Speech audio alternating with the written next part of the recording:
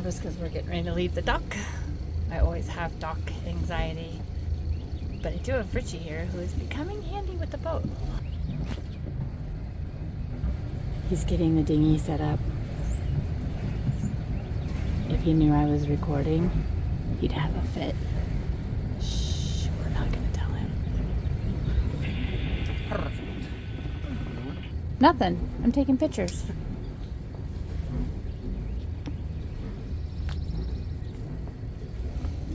I don't know if you believe me or not, but anyway, hold on. We have dogs. Badger. And Buddy, can you say hi? Buddy doesn't feel good because stay right where you are, stay. Because he got into a fight with Badger. And now his foot hurts. And of course, Bob. And that wretched turn right there at the end of the dock. So there's a couple little things I do before we take off. Start the engine. We check the rudder. Somebody has to stand behind the boat and make sure that the rudder is turning. And then, hold on. I turn on this button. And so hold on. When you turn bow thruster to port, bow thruster to starboard. Seems like a really small thing, but when you need to move the nose or the bow, it's a very big deal. It was very nice to have the bow thruster, especially now that it's working. Okay, the other thing we have is these 2 sets of headphones so that me and Richie can communicate without yelling and screaming, I can't hear you. Dad and I really struggled with that, so it's nice to me and Richie and Dad, when he shows up and he does a trip, he'll like them as well. Hold on. We're talking about the headphones.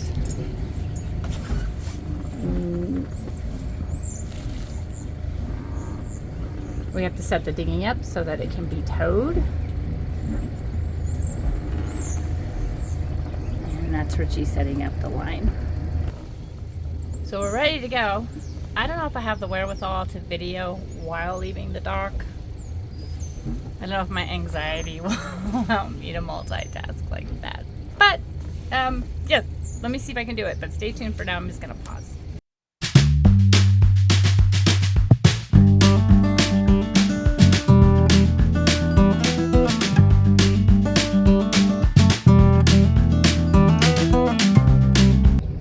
Nope, not going to happen. My anxiety is off the charts. There's no way I can video coming off of the dock and going around Stingray Point. So while we do that, you guys are going to Ecuador to check on Dad. Driveway gates are a thing in Ecuador, and Dad wanted a new one. Ours looked like this.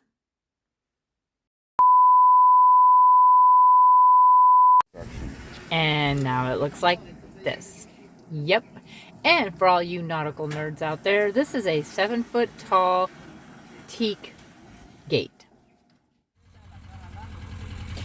Dad got a miniature excavator to dig irrigation ditches inside the orchards, so he needed something small. And see the little kid here in the gray shirt? That's Daniel. Daniel is 17, and he wanted to help fix the road that runs along beside the orchard so that local villagers can get in and out easily. So Daniel took the excavator up there, but underestimated its ability. Or overestimated. But he got it promptly stuck. So Dad came out, and then lots of the villagers came out, and next thing you know, everybody was there, and everyone was also very excited to have the new road, so all is well. And now here is Dad actually digging the trenches with his machine. And now, back to Bob. We plowed some muck. We got through it. How'd you like that solar eclipse? Please. I thought that was dumb. You had to look through things. I didn't look at anything. I just kept driving. I forgot all about it. In Texas, it would have been a full solar eclipse. Yeah. How long did I set that bait trap, Josh? Huh? How long did you think I set that bait trap? I've had it in about a month. Yeah. I filled it up with a bunch of shit and I let it sit for like 2 weeks. I had it in over here.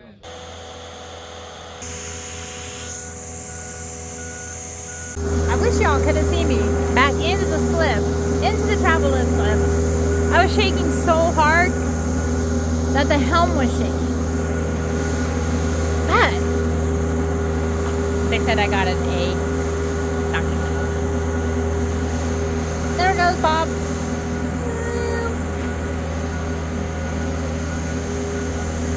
Just head to his little parking space. I feel like boatyard parking is super interesting. So the closer you are to the bathroom and showers, the better. But then you're more near the people.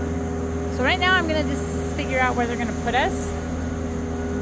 So let's go see if we're gonna be in the ghetto or up front near the bathrooms. Okay, hold on.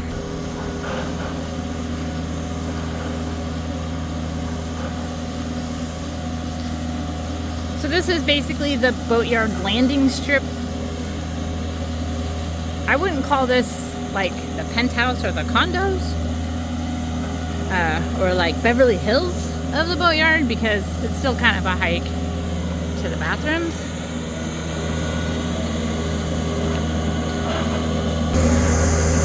So this is like the center of the boatyard, the area where everything sort of converges in this little section. The bathrooms are here. Right there is the bathrooms. The office is here. And the paint shop is here. So it's a very central area. Kind of nice. The most desirable boatyard parking for some people. So let's go see how far away from Prime Bob has gotten because he's still traveling. Well, oh Bob, still going past all the ideal spots. I have a feeling we're going to the ghetto. That's cool. I can live with the ghetto. It's okay.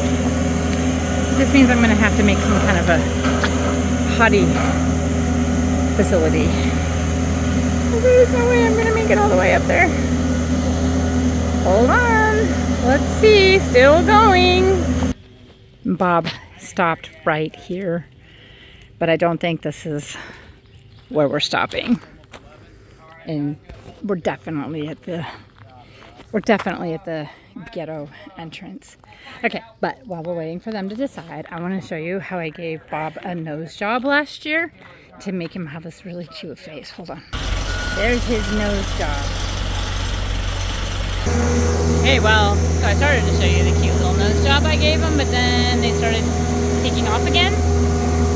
So I'm just gonna turn it around and you guys can see we're definitely in the ghetto. I'm pretty sure. It's okay. But when we docked today, I didn't touch the sides. Top speed was 1.5 knots. Bob is turning. Really turning. So, we're going into the ghetto. This is pretty much the gateway. I wonder,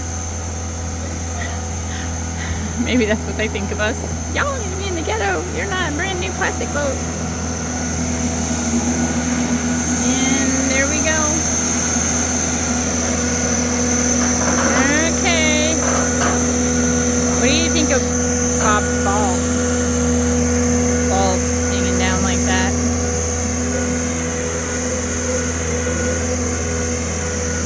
Definitely in the ghetto. Yep. Might as well have like a big sign that says entrance boneyard. Oh well. The one good news is we probably won't see a lot of people. So there's that.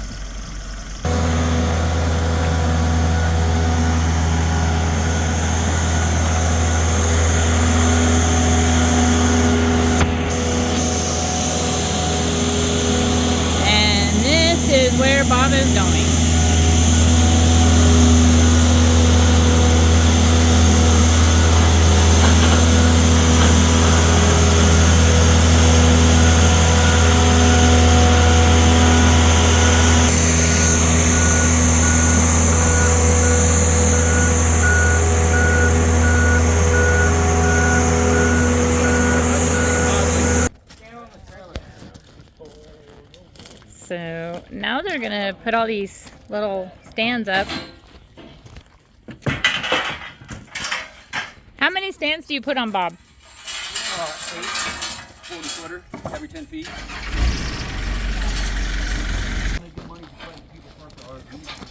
Got enough money, one more change? Well, yeah, so we're in the boneyard. We're in the ghetto. But in some ways it's kind of cool because the dogs can go over into the woods and there's nobody around. So no one will really pay attention to anything we're doing over here. So Bob's out, but hey, I wanted to show you that damaged area, give you a sense of what we're doing to fix it. So this is the damaged fiberglass and gel coat. It's mostly, I would say it's mostly gel coat, but we'll get a better idea of what's going on when I pull it all up. So one of the reasons for hauling out was to check the hull and make sure everything was intact, but also to do this fiberglass repair. And this is the other reason why we're hauling out. See this little wheel? We were both exhausted and we left the dinghy over on the travel lift slip, so we had to get it back over to Bob. This is the speed indicator, the depth and speed indicator transducer. This one came with the boat. We actually didn't replace it. But now the depth sounder, I don't know, it gets an attitude and it just stops working. And to be honest, it also happens, it seems like, in the most critical times. So I'm going to pull this one out and put in a new one. So we don't pull this part out. Hopefully, hopefully we don't have to change out this housing, right? It's just this transducer. And sometimes that wheels get stuck. So, and then the speed doesn't work. So that's the other reason for hauling out. And finally, this chain plate and probably all of the chain plates need to be looked at and possibly replaced. This one is going to have to come off just so that I can fix the area behind it. I don't know if you can see, but that block that it sits on in the curve is broken. So we're going to remove it and replace that whole section. We were getting ready to leave when we realized we were missing a boat. I have to find the boat! A boat? Hey, I've seen a boat. You have? Uh-huh, and it passed by not too long ago. A white one? Hi, I'm Dory. Where? Which way? In the car, and it's dripping. And Richie has tied ropes. Richie's tied ropes across the front of the car. And the ropes come through the cab. And then they go out. Okay. Because, you see the rope? We had a slight situation with the dinghy. In that we had to haul it out too. But the travel lift doesn't haul dinghies. So hold on. I think we just, well, Richie said he figured out why they put us in the ghetto. The thing that your husband is a rigging motherfucker. That's all I got to say.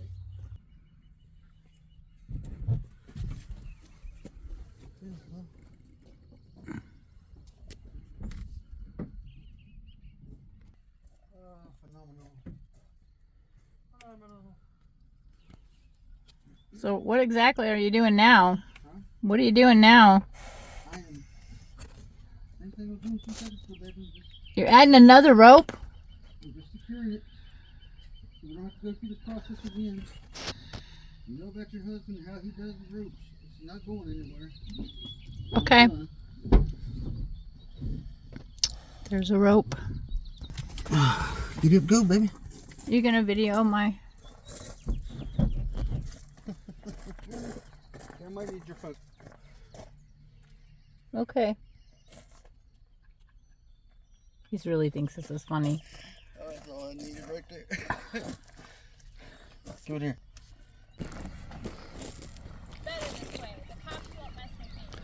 Yeah, okay. Go.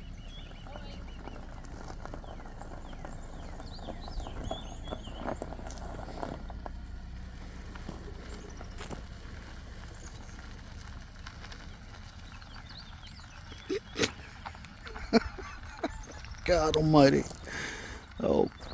A few moments later. So, just when you think you've seen it all.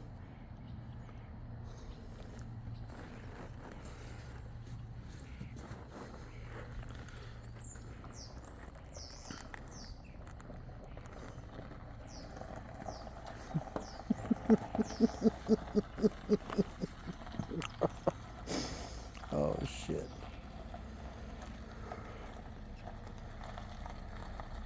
I'm a real car.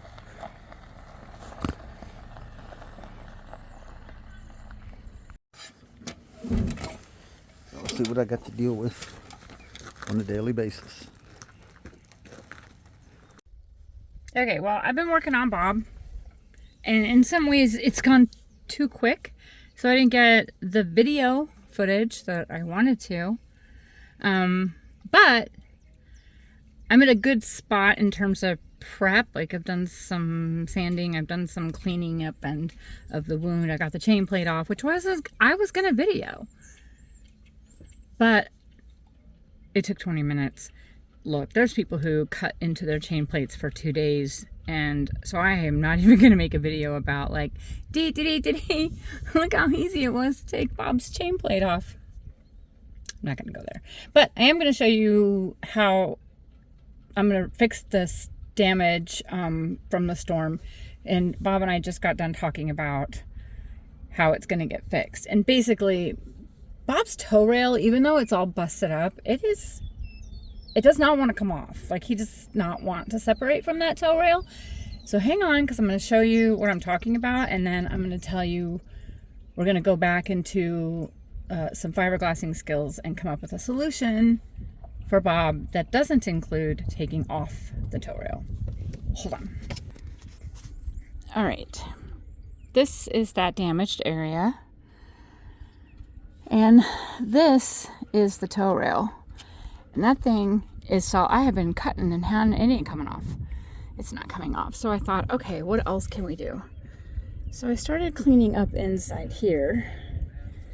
And I don't know if you can really see what's happening. But there's a lot of space in there. So what I was thinking was, remember that fiberglass putty that I made? I think I'm gonna make some more. I'm gonna make some more putty and then stuff it in to these crevices to fill this out, because I can't really glass in there with fiberglass. But the putty, if you guys remember correctly, has fiberglass shards. So I take gflex epoxy, I put the resin, the thickener, and I cut up fiberglass shards, mix all of that together, and then I put in the hardener, and it creates this phenomenally strength putty. And so I am gonna fill this gap and any of the other little gaps with that putty. So for right now, I'm gonna inject all of this with acetone, right? Because I wanna make sure I get all the moisture out. So hold on. So this area has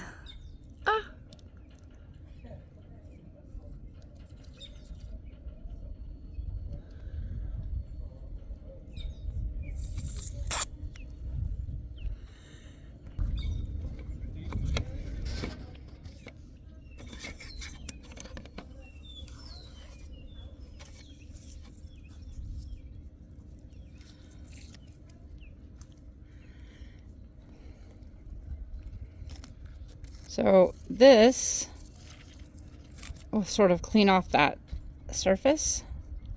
1 hour later. This is the first coat, basically, right? And I'm gonna build up inside there and build up and then bring it out flush. And then once it's flush, then I have to have another conversation. But for right now, I need to build up and out. And then that big hole is also full, just about full. In fact, I may very well go around the back side here and inject foam into this gunnel, but at least this way it is watertight. Like, I know no more water is going to be going down into the boat. So it's not done yet, but I would say it's watertight. Okay, y'all. So I got cleaned up and now I'm sitting in the car. And would you believe, look, it's like every time I work with fiberglass, I bust a bag of zombie. Okay, couple tips and tricks. That is going to take a couple of times to build it up. But there's no better tool when it comes to molding than your finger. Good wave. But the plastic gloves, they're great for like when you're mixing, when you're laying, all that stuff. But when you need to film and like mold and use your hands, get the finger. But you got to spit on it. Because if you don't, it will stick to your fiberglass. So use your finger, spit on it. Don't be shy. Just spit. And then you can mold it up into the areas that you want. And keep working with it until you feel it start to get tacky. And keep pressing it into where you want until it starts getting tacky. And then you can just go do something else. And so for me, that's something else. I think I'm going to do the chain plate penetrating dye test. Dun dun dun. I've never done it before, so I don't really have any idea how this is going to go. But I did get some penetrating dye from this nice couple who just brought their boat into the boatyard, and they stopped by to say hi to Bob, and they had some penetrating dye. But then the hardware store told me you can do the metal penetrating with Sharpie that was soaked in alcohol. Might do a little compare and contrast. I don't know. First, I'm going to clean up the chain plate. Hold on. Which is this guy? So what we want to know is if there are any significant fractures. And does it need to be replaced? So I've never done this before. And I'm going to take a break, get something to drink, something to eat, and then I'll see if I have some more time, like more energy to do more stuff. Peace out, y'all. Bye. Shortly after this video, Nicole had a shocking revelation. Turns out she was too tired and decided to do chain plates in the next episode.